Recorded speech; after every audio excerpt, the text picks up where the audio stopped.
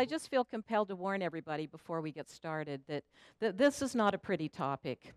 Some of the things that we'll talk about are somewhat graphic, and so just be ready for that. Like Sherry was saying, I'm the director of a Kansas City nonprofit called the Justice Project KC, and we work with the women who are out in the streets, including a large contingent of transgender women who are out there.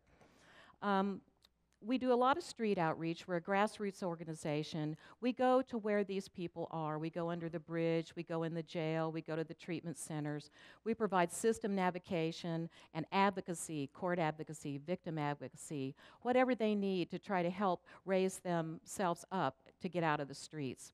In the course of this work, we discovered that a number of women, and not just women, but because that's who we work with, the female population, we discovered that most of these women who were out there had been forced into prostitution or some form of sex work while they were out in the streets in order to survive.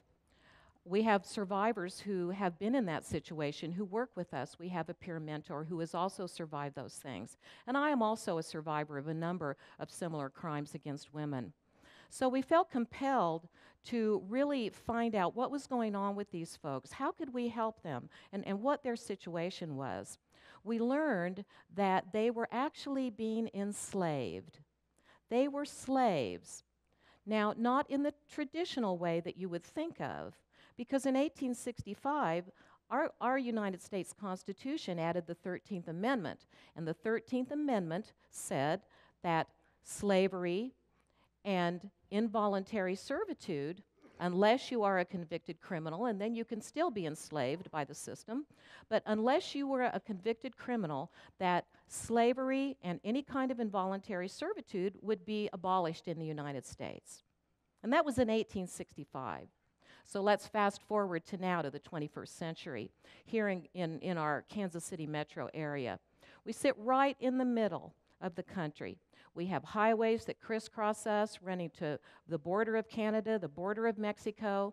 We're a main thoroughfare for all sorts of trafficking, drug trafficking, gun trafficking, human smuggling, and human trafficking. So what is human trafficking, and how are the people in our area, how are these women enslaved in the 21st century?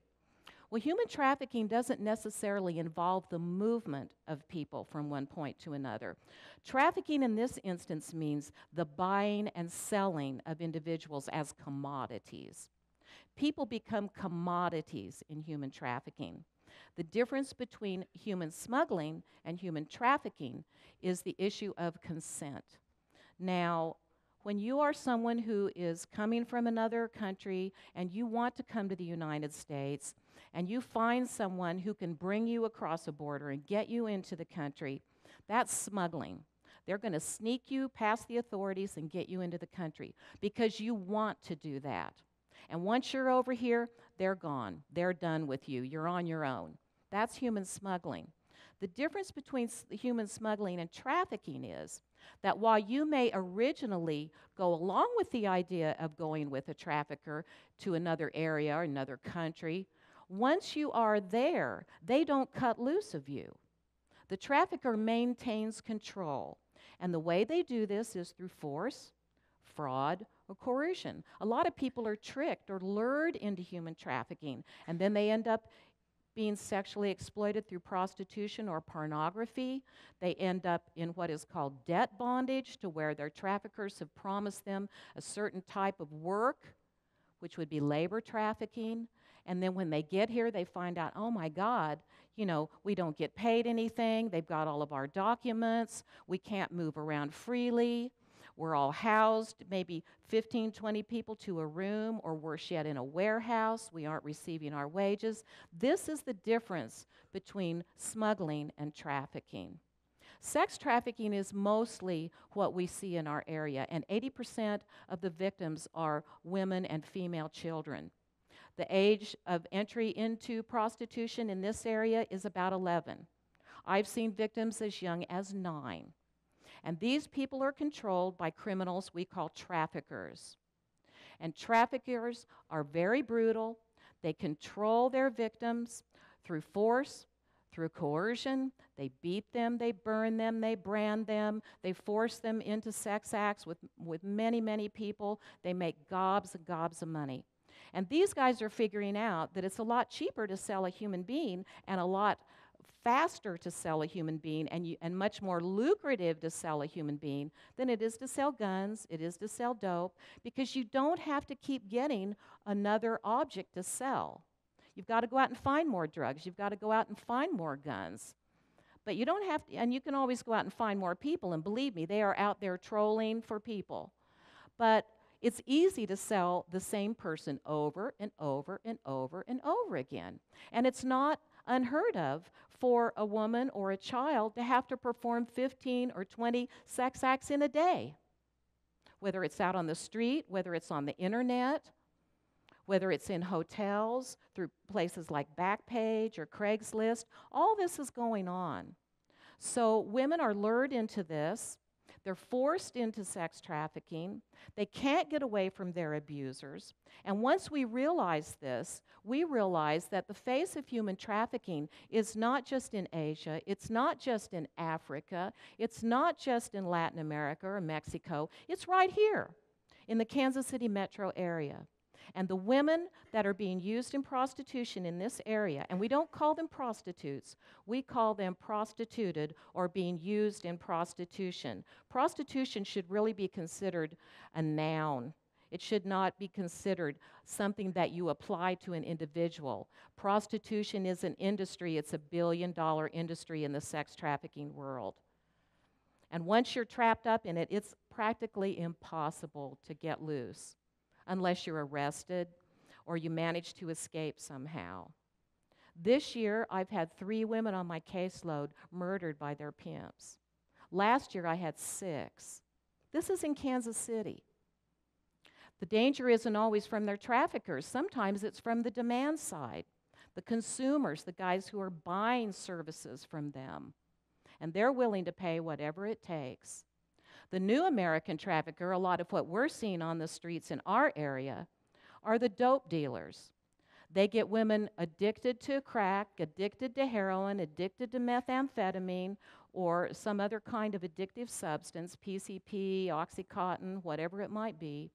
Once they've got them addicted to where they require this drug on a daily basis, and they don't have any money because this stuff wipes you out. Then these guys are like, well, you can go out on the streets and you can earn some money for me. You can find tricks. The guys who are the consumers of prostitution, they may want some drugs. So you can not only start running drugs for me, but you can prostitute for me as well. Once these women fall into this trap, there is absolutely no way they can ever pay these guys back. Sometimes they trade their birth certificate, their driver's license, their food stamp card, whatever they might have to be able to continue to get a drug. But when you can't get the drug anymore, then these guys are going to want payback. And the way they want payback is to put you out on the street where you'll be prostituting for them. They take all of your money and you're enslaved. And this is what's happening in our city today. So we felt compelled to reach out to these women and try to help them lift up out of this and get them out of the trap of human trafficking. So what we've done is we do a lot of street outreach. We meet them, we befriend them, we work with them, we let them know we know what you're going through. We know what's happening to you. We also try to determine who is your trafficker, who's doing this to you, who's your pimp. Who is it that's got you under their control and keeps you there by abusing you, torturing you, making an example out of you for other women? Who is this person? And once we find that out, then we also try to help get that person off the streets. Kansas City is a big leader in this field. We have a very active human trafficking coalition in the Western District of Missouri. And the U.S. Attorney's Office has taken the lead on this. They've prosecuted more trafficking cases than practically anybody in the country. We put together a coalition here of a variety of organizations that can spring into action once we have victims. When there are raids, we come together, we rescue victims, and we work with them to help them get safety. It's very difficult to do because traffickers are very persistent people. And once they have a high earner, they don't want to cut loose very easily. Lots of times these women end up with HIV. They end up with all kinds of other sexually transmitted diseases. They often have lifetime injuries that last forever, where they've been beaten, raped, assaulted, thrown out of cars, whatever, you know. So this is not just an issue of social justice for these women, it's also a public health issue. These guys are not taking care of these women. Occasionally, if somebody gets hurt badly enough, they might show up at a hospital. So any healthcare providers, any social service providers, be on the lookout for these folks. They will present very similar to a sexual assault victim, or they may present very similar to a domestic violence survivor. They will have strange injuries. Sometimes they'll be old injuries. They may have a host of sexually transmitted infections. They may have some man or even a woman accompanying them who doesn't want to let them go off alone with a doctor or a nurse or a social service provider. So you need to be looking for these kinds of red flags. The unfortunate thing is that victims are very hard to identify. In labor trafficking, they might be working in hotels. They might be working in any kind of factory or business or farm work. For the women who are prostituting, they might be on Craigslist, they might be on Backpage, they may be out on the streets. They may start out on their own as self-starters, but they won't be that way very long, because the traffickers are also, they're looking on Craigslist, they're looking on Backpage, they're driving the streets, and they're going places like malls, places where kids hang out, movie theaters, because the younger the commodity, the more money that they can make. And when you look at the fact that there's anywhere between 300,000 and 400,000 or 500,000 runaway kids out on our streets at any given time, and thousands of them here in Kansas City that are just blending in. You don't even notice these kids when you're out driving around. These kids could fall victim very easily. Vulnerable people are prey for traffickers. So be on the lookout for this. Go to the internet, go to our website, thejusticeprojectkc.org. Find out more about this. Check out the U.S. Attorney's website on both sides of the line. They're very active in this work. And remember, this can happen to anyone. You don't have to be homeless. You don't have to be poor. It can happen to anyone. Kids are lured all the time by traffickers through the internet, out in public. Even people who you would never expect could be drawn into this. Sometimes traffickers even snatch people right off the streets. It happens. It happens. So be aware that this is going on. This is modern-day slavery. And we need to step up. We need to speak out. We need to let our legislators know that we need stiff laws. The demand side needs to be addressed very severely. The system needs to be looked at in the way that they have continued to contribute to the oppression of women through trafficking, by not recognizing that even adult women can be victims of force, fraud, and coercion, because force, fraud, and coercion only has to be proved by adult victims, not by minor victims, according to the law. So you're 17 one day, you're being prostituted in sex trafficking, you turn 18 the next day, now you've got to prove that you've been forced, fraud, or tricked into this. But the day before, you didn't. So nothing has changed. So we need to contact our legislators. We need to contact our local agencies and our police departments and our courts and let them know that women over the age of 18, if they're involved in prostitution or some kind of sex trafficking, there should be no need for them to prove force, fraud, and coercion, because this is inherent in trafficking of any kind at any age. But there are things that you can do. We're working on this issue very hard. We're helping women get out of the sex trade. We're getting them into homes. We're getting them services. We're getting their traffickers arrested and put into jail and into prison. And this is a federal crime. So there are things that are being done, and there's ways that you can help. Go to the internet. Just put in human trafficking. You'll find out all kinds of information. There are all kinds of things that are going on in the area to combat this.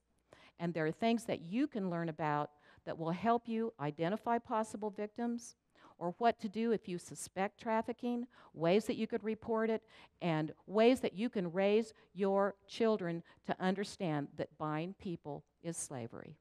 Thank you.